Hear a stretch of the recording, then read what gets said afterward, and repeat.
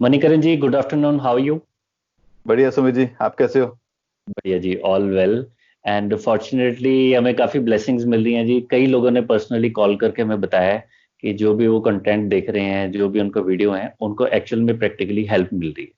वो कह रहे हैं जी, इस तरीके से ऐसे बात हो रही है जैसे घरों में लोग बात कर रहे होते हैं, आपस में दो दोस्त डिस्कशन कर रहे हैं, and in a very like normal manner, nothing is planned and something like it. तो तो हमारा पर्पस यही था। एग्जैक्टली जी। तो ये अभी कुछ लोगों ने ऐसे मेरे को कॉल किया था, हमारे कुछ क्लाइंट्स हैं छत्तीसगढ़ से, तो उनके ही फैमिली सर्कल के अंदर डिस्कशन हो रही थी। वो कहते हैं कि फाइनेंशियल प्लानिंग हम लोगों ने वर्ड बहुत ज्यादा गौर करके सुना नहीं कि इन स्ट्रक्चर वे भी फाइनेंशियल प्लानिंग होती है। वो कहते हैं अगर हम ऐसी कुछ प्लानिंग करते हैं तो उसका फैमिली के साथ कैसे डिस्कशन करनी है, कि एक पर्सन थोड़ा सा ज्यादा अवेयर हो गया, चाहे हस्बैंड है, वाइफ है, जो थोड़े से जिनको लाइफ में थोड़ा सा ज्यादा एक्सपोजर मिला है, चाहे बिजनेस सर्कल के अंदर, चाहे उनका फाइनेंशियल सर्कल में कुछ एक्सपोजर है, या लोग जो जॉब पे जा रहे हैं, तो वो धीरे धीरे उनको पता लगता है कि जी फाइनेंशियल प्लानिंग करके ऐसा करके कुछ है। तो जब वो थोड़ा सा इससे रूबरू हो जाते हैं तो उसके बाद नेक्स्ट पार्ट आ जाता है कि कल को उनको कहीं ना कहीं इसके अंदर फैमिली को भी इन्वॉल्व करना है। तो जहां पर एक ब्रॉडली टॉपिक आ जाता है कि जी फैमिली के साथ फाइनेंशियल प्लानिंग को कैसे डिस्कस किया जाए। तो इसके बारे में आप स्टार्टिंग के अंदर हम लोग कैसे इसको लेके चल सकते हैं कि फैमिली को कैसे बताया जाए? देखिए, फैमिली को तो डे वन से इन्वॉल्व करना चाहिए। ओके। इनफैक्ट हम कुछ भी करते हैं तो अल्टीमेटली उसका इम्पैक्ट फैमिली वेलफेयर पे ही जाता है। हमारा ओवरऑल पर्पस फैमिली वेलफेयर ही है किसी भी फाइनेंशियल प्लानिंग एक्टिविटी का। आप इनफैक्ट कोई भी प्रोडक्ट परचेज करते हैं, चाहे वो लाइफ इंश्योरेंस परचेज की, तो खुद को तो यूज कर नहीं पाएंगे। Life insurance meant for the financial dependence. Right. और इनफैक्ट कोई इन्वेस्टमेंट्स भी करते हैं, चाहे बच्चों के एजुकेशन के लिए, खुद के रिटायरमेंट के लिए करें। अब ओल्ड एज भी आपके अकेले की नहीं है, आप हस्बैंड वाइफ दोनों उसको एंजॉय करने वाले हो। राइट, तो हर हर सिचुएशन में आपकी फाइनेंशियल प्लानिंग सक्सेसफुल तभी है जब फैमिली इसमें इन्वॉल्व हो। फैमिली को हम जनरली हर चीज में इन्वॉल्व करते हैं, वेकेशन पे जाते हैं तब भी इन्वॉल्व करते हैं। अब अगर कोई भी घर में कोई सामान परचेज करना है बड़े लेवल पे, वो भी इसमें भी फैमिली इन्वॉल्व होती है। Right, true. बच्चों की स्कूल कहाँ पे होनी चाहिए, कौन सी एजुकेशन दिलवानी है, कौन से स्कूल में डालना है, वो सब फैमिली में डिस्कस होता है। तो फाइनेंशियल प्लानिंग जैसी इतनी बड़ी चीज को हम कैसे इग्नोर कर सकते हैं? और यप। वैसे भी जब दो चीजें, जैसे वो बोलते हैं, दो चक्के साथ साथ चलेंगे तो ही एक सक्सेस मिलेगी। तो ट्रू। यहाँ भी हम यही बोलते हैं कि सक्सेस इज इन टुगेदरनेस। आपका फाइनेंशियल प्लानिंग सक्सेसफुल तभी होगी जब फैमिली इसमें इन्वॉल्व होगी। अब ट्रू। दूसरा आपका क्वेश्चन ये था कि कैसे इन्वॉल्व किया जाए। जी। देखिए, स्टार्टिंग में ही ना, जब फाइनेंशियल प्लानिंग एक स्ट्रक्चर शुरू होता है या कोई भी एडवाइजर इसको बताने लगता है या हम अपने लेवल पे करने लगते हैं, तो first step is the organising of the financial data. आपका इनकम क्या है, एक्सपेंसेस क्या हैं, घर में एसेट्स क्या हैं, लाइबिलिटीज क्या हैं, गोल्स क्या हैं। तो उन सबको डिसीजन मेकिंग जब होती है वहां पे, या हमें डेटा चाहिए होता है वो वाला। जैसे फैमिली एक्सपेंसेस हैं, एक्सपेंसेस का डेटा हर हर इंसान, हर फैमिली मेंबर अपने अपने लेवल पे कोई एक्सपेंस कर रहा होता है।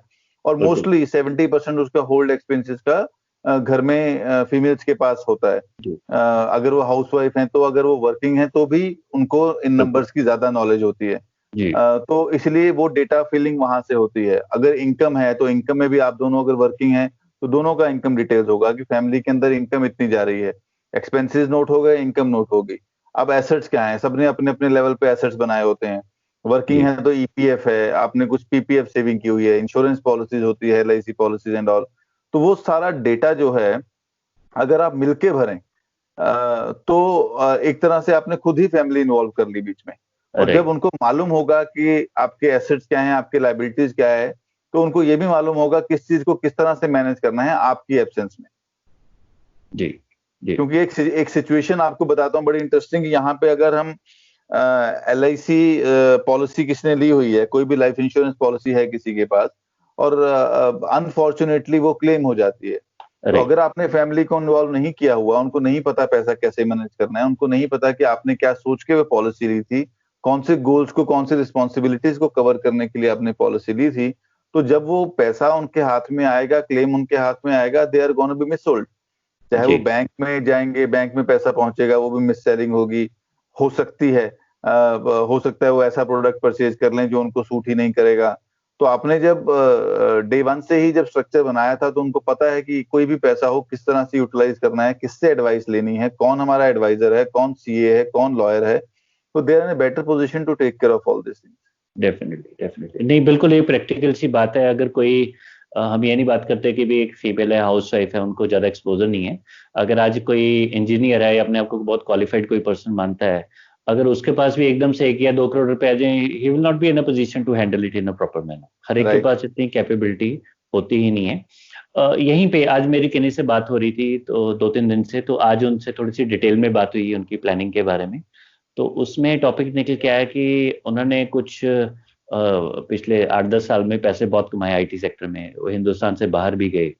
तो पिछले 2 साल में उन्होंने कुछ ऐसे रिस्क लिए, और तो वहां पे दो चीजें निकल के आई। पहली बात तो उन्होंने बहुत सारा पैसा, बहुत सारा, ऑलमोस्ट सारा का सारा पैसा उनको नुकसान हो गया, स्टॉक मार्केट में उनका पैसा लग गया। ठीक है ये।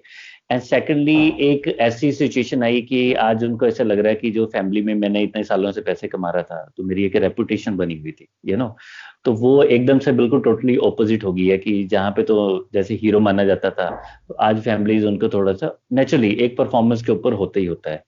तो ये भी कहीं ना कहीं ऐसे केसेस होते होंगे कि जब हमारा कोई स्ट्रक्चर ही नहीं है प्लानिंग का, फैमिली को इन्वॉल्व ही नहीं किया, और घर में इतने इंपॉर्टेंट फैमिली मेंबर है, हस्बैंड वाइफ से ज्यादा एक दूसरे को कोई नहीं अच्छे से अंडरस्टैंड करता।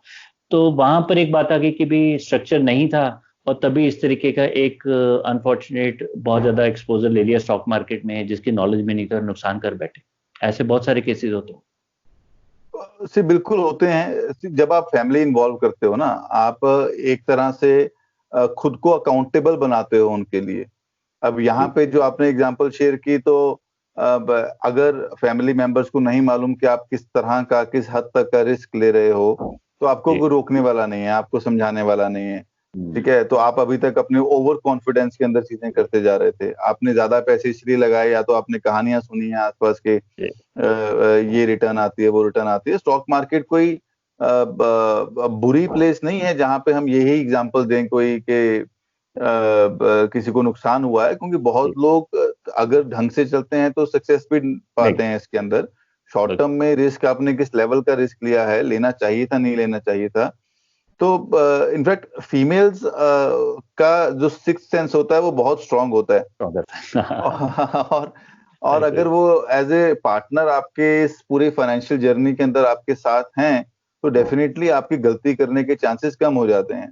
पैरेलली वो लोग रिस्क एवर्स भी बहुत होती हैं। तो बट ये है, अगर उनको चीजें समझ में आए, उनको पता हो कि क्या स्ट्रक्चर होता है, किस तरह से चलना चाहिए, रिस्क एंड रिटर्न दोनों को बैलेंस करके समझ चलना चाहिए, तो वंस दे अंडरस्टैंड तो वो आपको बहुत अच्छी तरह सपोर्ट कर पाएंगे। इवन इंडिपेंडेंट जो फीमेल्स हैं, जब वो फाइनेंसेस मैनेज करती हैं, उनका मैनेज करने का तरीका बिल्कुल डिफरेंट होता है depending as compare to the independent man. तो पर जब दोनों एक कपल की तरह इस चीजों को चलाते हैं, तो बहुत ही बढ़िया तरीके से चलती है। पर अगर किसी एक को नहीं मालूम कि चीजें कहाँ से इन्वेस्ट हुई हैं, क्या करना था इस चीज का, तो सारा का सारा फाइनेंशियल स्ट्रक्चर एक झटके में खराब भी हो सकता है।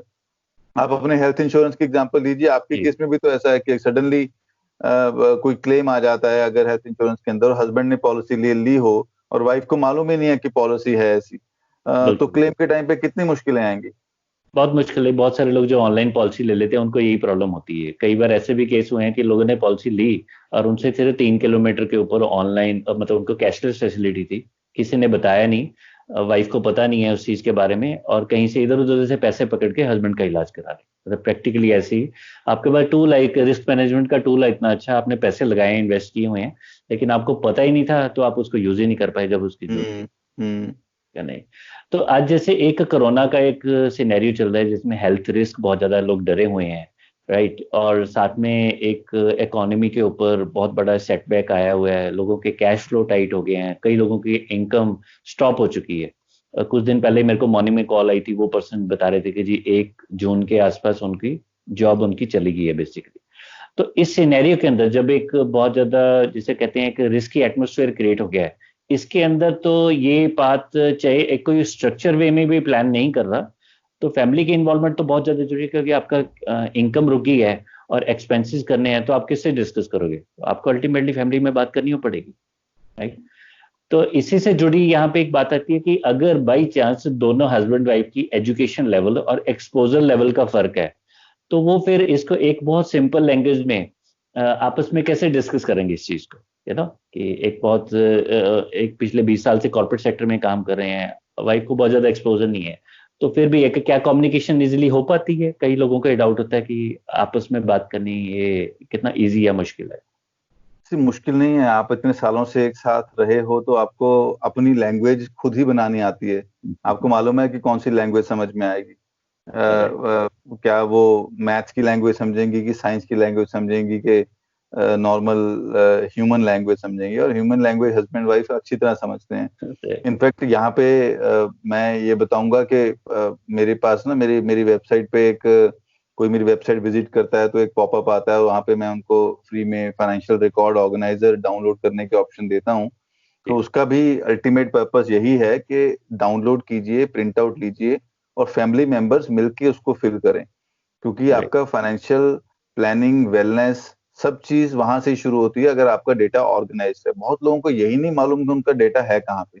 लोग अपने म्यूचुअल फंड में इन्वेस्ट करके भूल जाते हैं, लोग अपना स्टॉक्स में इन्वेस्टमेंट करके भूल जाते हैं, उनको मालूम नहीं होता। ऑल्दो आजकल डीमैट अकाउंट्स हैं या आजकल बहुत सारे टूल्स हैं जहां से आप चीजों को कंपाइल कर सकते हैं, बट टाइम नहीं है लोगों के पास। तो इसके लिए भी एक अकाउंटेबल पार्टनर, एक अकाउंटिंग पार्टनर, अकाउंटेबल आप हो और अकाउंटिंग सामने वाला करता है, तो अगेन तो यहाँ पे उनका रोल भी बहुत इंपॉर्टेंट आता है। तो कोई डाउनलोड करके, बहुत लोग मुझे ये बोलते हैं कि आप एक्सेल फॉर्मेट दीजिए, आप हमें सॉफ्टवेयर दीजिए जहाँ पे हम डेटा को फिल कर सकें। तो यहाँ पे क्योंकि मैं चाहता हूँ कि वो प्रिंट आउट लेके मैनुअली फिल करें, बिकॉज एक बड़ा इंटरेस्टिंग केस हुआ था, बड़ा अनफॉर्चुनेट केस हुआ था, इनफैक्ट नॉट इंटरेस्टिंग, क्योंकि एक बार एक सॉफ्टवेयर इंजीनियर हस्बैंड की वाइफ थी चार्टर्ड अकाउंटेंट, वाइफ इंटरेस्ट नहीं लेती थी फैमिली फाइनेंसेस के अंदर, जो एक नॉर्मली बोला जाता है। या तो हस्बैंड उनको इन्वॉल्व नहीं करते हैं, वाइफ खुद भी इन्वॉल्व नहीं होती है, मतलब कंप्लीटली ब्लेम हम हस्बैंड पे नहीं डाल सकते हैं। तो वाइफ एजुकेटेड होने के बावजूद भी इन्वॉल्व नहीं हुई थी। तो हस्बैंड ने जो भी फाइनेंशियल प्लानिंग, जो भी इन्वेस्टमेंट्स करके बैठे हुए थे, उन्होंने अपना एक सॉफ्टवेयर के अंदर एक्सेल फॉर्मेट के अंदर सब चीजें नोट की हुई थी और सारा रिकॉर्ड मेंटेन था। But being a software engineer उनको ये मालूम था कहाँ पे क्या लॉक लगाना है, कौन सा पासवर्ड फिट करना है, क्या चीज करनी है, जो वाइफ को नहीं मालूम था। अब अनफॉर्चुनेटली हस्बैंड की डेथ हो गई रोड एक्सीडेंट में, और वहां पे सारा डेटा वाइफ को मालूम ही नहीं कुछ भी कि क्या इन्वेस्टमेंट थी, कहाँ था, क्योंकि आजकल तो सब पेपरलेस है, सब ईमेल्स पे आता है, सब लॉगिन पासवर्ड के अंदर लॉक्ड है। तो वहां भी अगेन देखिए वो एक था, हम ही हम है तो क्या हम है, तुम ही तुम हो तो क्या तुम हो। तो सक्सेस चाहिए तो दोनों को साथ चलना पड़ेगा, फैमिली को साथ चलना पड़ेगा, धीरे धीरे बच्चे बड़े हो जाएंगे, उनको भी इन्वॉल्व करना पड़ेगा। डेफिनेटली। तो फैमिली में अभी जैसे रिसेंटली मैं कोई आर्टिकल पढ़ रहा था कि मैंने खैर हेडलाइन ही देखी थी कि कोई पर्सन है, अगर उनका सैलरी कट हो गया तो उनको घर पे जाके अभी फैमिली, खासकर चली वाइफ को तो बताना ही है, तो बच्चों के साथ भी जो शेयर करनी चाहिए इस टाइप की न्यूज़। हालांकि काफ़ी फैमिली शायद इसको डिस्क्लोज नहीं करेंगी कि चलिए, क्योंकि एक कंसेप्ट होता है हिंदुस्तानी माइंड के अंदर तो कि नहीं, हम लोग बच्चों को एक सेपरेट रखो। तो जब हम फैमिली के साथ फाइनेंशियल प्लानिंग की बात करते हैं, तो अगर कैश फ्लो हमारा टाइट हो गया है या ज़्यादा पैसा आ रहा है किसी वजह से, तो इसको बच्चों के साथ कैसे शेयर करना चाहिए या फाइनेंशियल प्लानिंग के साथ इसको कैसे एडजस्ट करना चाहिए, अगर कोई बैड न्यूज़ है या गुड न्यूज़ है या हमारी ओवरऑल जो हमारे गोल चल रहे हैं? बच्चों के साथ तो चीजें शेयर करनी चाहिए, बट डिपेंड कि बच्चा बड़ा कितना है, वो कितना समझ सकता है इन चीजों को। जितने छोटे बच्चे होते हैं वो आपके बिहेवियर में, जिस तरह से आप बिहेव कर रहे हैं पैसे के साथ, आपने इन्वेस्टमेंट कैसे किए, आप खर्चा कैसे कर रहे हो, वो आपको देख के सीखते हैं। कभी भी आप उनको बताएंगे तो वो नहीं सीखते हैं, उनको समझ ही नहीं है, पर आपको देखेंगे कि ओके मेरे पापा इस तरह से स्पेंडिंग करते हैं, क्रेडिट कार्ड स्वाइप करते हैं, एटीएम पे जाके कैश निकालते हैं, बैंक में जाके चेक ऐसे डिपॉजिट होता है। तो वो छोटे बच्चे इन चीजों से सीखते हैं। जैसे बच्चे बड़े होते जाते हैं, कॉलेज में जाते हैं, 10th +1 +2 में, तो थोड़ा सा उनका एक्सपोजर बढ़ता है, उनको चीजें पढ़ाई भी की होती है, तब तक उन्होंने थोड़ा बहुत और चीजें सीखते भी हैं, समझते भी हैं। तो उस टाइम पे बच्चों को अलग तरह से संभाला जाता है, बताया जाता है फाइनेंसिस के बारे में, और एट दैट टाइम वो समझ सकते हैं, प्रोवाइडेड आपने अपने ऊपर रिस्ट्रिक्शंस रखी हों। अगर आप बच्चों के ऊपर लेट्स से कि आप बोलते हैं 30% कट हो गया, और लेट्स से किसी बच्चे का बर्थडे आ रहा है और उसको गिफ्ट आप हर साल दिया करते हैं और इस बार आप नहीं दे सकते, या आप इस बार छोटा गिफ्ट देंगे, या जो एक्सपेक्टेड था वो नहीं दे पाएंगे, आप अफोर्ड नहीं कर सकते हैं, तो वो आप तभी समझा पाएंगे उसको जब आप अपनी अपनी स्पेंडिंग पे भी उस तरह की रिस्ट्रिक्शन लगाएंगे। राइट। अब आप क्योंकि बड़ा बच्चा ये देख पाता है और समझ भी पाता है कि पेरेंट्स खुद तो खर्चा करते जा रहे हैं, खुद तो उन्होंने खर्चा कम नहीं किया और मेरी चीजों को वो कंट्रोल करने की बात कर रहे हैं। उसने बचपन में भी देखा होता है कि पेरेंट्स किस तरह से पैसे के साथ बिहेव कर रहे हैं, किस तरह से पैसे को रिस्पेक्ट दे रहे हैं, किस तरह से अपने पैसे को संभालते हैं, किस तरह के लोगों को मिलते हैं, किस तरह की चीजें डिस्कस करते हैं। तो बच्चे ऑब्जर्व करते हैं चीजों को और वही उनका एक बेसिक बिहेवियर बन जाता है। तो काइंड ऑफ बच्चे एक तरह से रेप्लिकेट करते हैं जो उनके फादर ने किया हो, जो उनके पेरेंट्स ने किया हो। या बहुत बार ऐसे एक्सपीरियंसेस बच्चों के माइंड में छप जाते हैं जब आप उनपे ज्यादा रिस्ट्रिक्शंस लगाते हैं, या उन्होंने कुछ अच्छे दिन देखे होते हैं या बुरे दिन देखे होते हैं, तो वो एक बिलीफ उनके माइंड में, बैक ऑफ द माइंड एक चीज छप जाती है कि पैसा है क्या, सही है या गलत है, या पैसा आपको अपने पेरेंट्स से दूर करता है, या पैसा आपको सबको मिलजुल के अपने साथ लेके आता है। तो ये काफी डीप चीजें हैं और बच्चों के साथ क्योंकि साइकोलॉजिकली बड़ा मुश्किल और बड़ा सोच समझ के चलना पड़ता है। बट जैसे आपके क्वेश्चन का सिंपल आंसर ये है कि छोटे बच्चों को आप बता भी देंगे तो भी उनको कोई फर्क नहीं पड़ता, क्योंकि उनको समझ नहीं है इस चीजों की, अनलेस उस तरह से आपने उनको हर ट्रांजैक्शन में, हर चीज में, हर पैसे के डिसीजन में थोड़ा बहुत एक्सपोजर दिया हो। और बड़े बच्चे समझ लेते हैं इन चीजों को, पर आपको उनके साथ साथ उसी तरह से पैसे के साथ बिहेवियर करना पड़ता है जिस तरह से आप उनसे एक्सपेक्ट कर रहे हैं। नहीं, मैं ना कई बार एक काफी मशहूर टीचर है, उनके साथ मेरी काफी डिस्कशन होती है। वो मेरे को एक चीज के ऊपर बहुत बार बार बोलते हैं। वो कहते हैं आजकल जो एक कंसेप्ट हो गया ना कि भी जो बच्चा है वो आपका दोस्त है, यानी बच्चे के साथ दोस्ती रखनी चाहिए। कहते हैं फंडामेंटली गलत है। आपको बच्चे के साथ जो ये सोच है कि फ्रेंडली बिहेवियर है, वो आप अगर उस ट्रैक के ऊपर चलेंगे तो आप एक फाउंडेशन बहुत गलत बना रहे हैं। इसका मतलब ये नहीं है कि भी आप इसका उल्टा, कि जैसे हमारे जमाने में होता था कि बहुत ज्यादा स्ट्रिक्टनेस होती थी, जो हमारे बड़े बुजुर्ग होते थे काफी कड़क होते थे। तो कहते हैं इट इज एक तरीका होता है कि आपने बच्चे के साथ डिस्टेंस भी बनाना है, ठीक है, और लेकिन अगर सिर्फ दोस्ती कर दोगे तो आपको कोई भी उसको मैसेज दोगे वो कभी उसको सीरियसली नहीं लेगा। तो वही फाइनेंशियल एक जो पार्ट आ जाता है, जैसे आप बच्चे को बोल रहे हैं कि नहीं आप बच्चे टीवी मत देखो और आप खुद टीवी लगा रहे हो, राइट। तो एजुकेशन के अंदर वही आ जाती है कि आप बच्चे को अगर कुछ टीच करना चाहते हैं, या जैसे हम लोग कई बार देखते हैं कि काफी लोग ये बोलते हैं कि एक जनरेशन होती है वो पैसे को बनाती है, दूसरी उसको संभालती है या उसको ग्रो कराती है, और तीसरी उसको बिल्कुल स्पॉइल कर देती है, कि थर्ड जनरेशन से ज्यादा आगे पैसे जाता नहीं। तो वही बात आती है कि कहीं ना कहीं एक जो नेक्स्ट जनरेशन के साथ आप चाहे फाइनेंशियल है, यानी जो एक लेगेसी है, आपने मेहनत की, आपके कुछ बैड एक्सपीरियंसेस हैं, गुड एक्सपीरियंसेस है, आपने कोई मिस्टेक की, ये भी एक सर्टन एज के बाद बच्चे की, वो स्कूल के अंदर तो उसको कोई नहीं सिखाएंगे, जो हमारा एजुकेशन सिस्टम है तो वैसे ही बहुत ज्यादा बेकार है, तो वहां पे उसको प्रैक्टिकल चीज से ये दिखाया नहीं जाता। तो कहीं ना कहीं नेचुरली आपके बात बिल्कुल 100% सही है कि वो हमसे ही सीख रहे हैं, कॉपी कैट ही हो रहा है एक तरीके का, कि जैसे जैसे हम बिहेव करेंगे अलग अलग परिस्थितियों के अंदर तो उनको लगेगा नहीं इस तरीके से ऐसा ही करना चाहिए। मेरे एक नोन है, उन्होंने 3-4 साल पहले मेरे को कांटेक्ट किया था, तो उसके बाद हमारी बड़ी अच्छी, अब तो बहुत अच्छी दोस्ती हो गई है। तो दिस पर्सन से इसकी भी मेरे पिताजी ने मेरे को ना बहुत ज्यादा मतलब मेरे से डिस्टेंस रखते थे, और मैं चाहे कहीं से उधारी से पैसे लेके आने पड़े, लेकिन मैं अपने बच्चे को हाईएस्ट क्लास ऑफ उनका एजुकेशन देता हूँ। वो अपने बिल्कुल जुबान के ऊपर कोई भी चीज लाते हैं, मैं उनके बोलने से पहले उनको ये दे देता हूँ। तो कहते हैं मैं अच्छा पेरेंट हूँ। मैं कहता नहीं, आप अच्छे पेरेंट नहीं है, आप आप एक बहुत गलत ट्रैक के ऊपर जा रहे हैं। आपके बच्चे को एडवर्सिटी का नहीं पता होगा, आप उसको कुछ भी चीज लाके दे रहे हैं, जब वो रियल वर्ल्ड में जाएंगे तो वहां पे जाके कहीं ना कहीं उसको ये लगेगा कि नहीं, जैसे मेरे पिताजी सारी मांगे पूरी कर देते थे और मेरे को अच्छे से अंडरस्टैंड कर देते थे, एक्चुअल दुनिया तो वैसी है नहीं है। तो वही फाइनेंशियल प्लानिंग के अंदर भी काफी लोग इसी ट्रैक के ऊपर चलते हैं कि जो मैंने सोचा शायद मेरी वाइफ अच्छे से समझ लेगी। अब जैसे टर्म इंश्योरेंस के अंदर ही अलग अलग प्रोडक्ट आते हैं कि आपका अगर पर्सन की डेथ हो गई है तो क्या उसको लमसम पैसा मिलना चाहिए या उसको मंथली या ईयरली मोड के ऊपर पैसा मिलना चाहिए।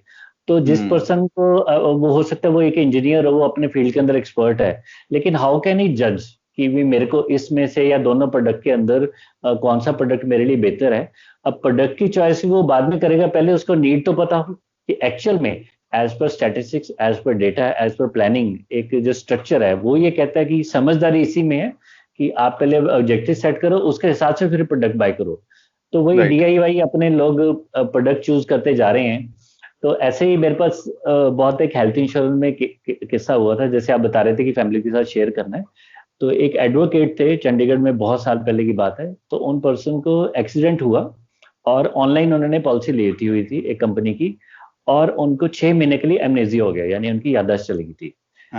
तो अब वो हॉस्पिटल में थे, तो उनका क्लेम तो आ गया, तो पूरी फैमिली को मालूम नहीं था कि वो तो उनको पहचान भी नहीं रहे थे, तो पूरी जेब से पैसा लगाया और 6 महीने के बाद ही रिकवर्ड।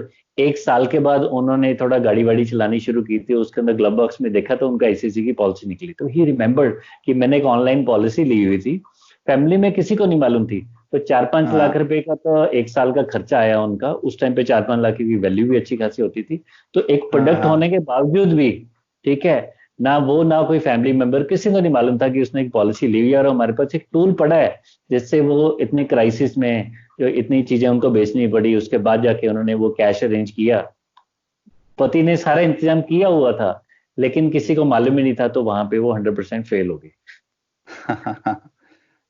होता है ऐसा, वही ना, इसलिए चीजें मतलब बहुत सारे प्रोडक्ट्स हैं, बहुत सारी इंस्ट्रूमेंट्स हैं, बहुत सारे तरीके हैं, आप कर सकते हो। मैंने भी इनफैक्ट अपने ब्लॉग पे मैंने एक फाइनेंशियल रिकॉर्ड कीपर बनाया हुआ है, PDF फॉर्म में है वो।